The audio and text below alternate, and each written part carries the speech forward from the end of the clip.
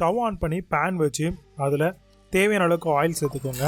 கடலைப்பருப்பு 1 ஸ்பூனும் 4-5 காஞ்ச மிளகாய் காரத்துக்கு ஏற்ற மாதிரி ஒரு 5-6 பல்லு பூண்டு ஆட் பண்ணிக்கோங்க. 2 துண்டு இஞ்சியும் ஆட் பண்ணிக்கோங்க. இதுலேயே வந்து நம்ம ஆல்ரெடி ஒரு 1.5 வெங்காயம் கட் பண்ணி வச்சுருக்கோம், அதையும் ஆட் பண்ணிக்கலாம். ஒரே ஒரு புளி துண்டு ஆட் பண்ணிவிட்டு நல்லா வந்து மிக்ஸ் பண்ணி விடலாம். இப்போ கொஞ்சமாக சால்ட் தேவைக்கு ஏற்ற ஆட் பண்ணிவிட்டு நல்லா வதங்கணும்.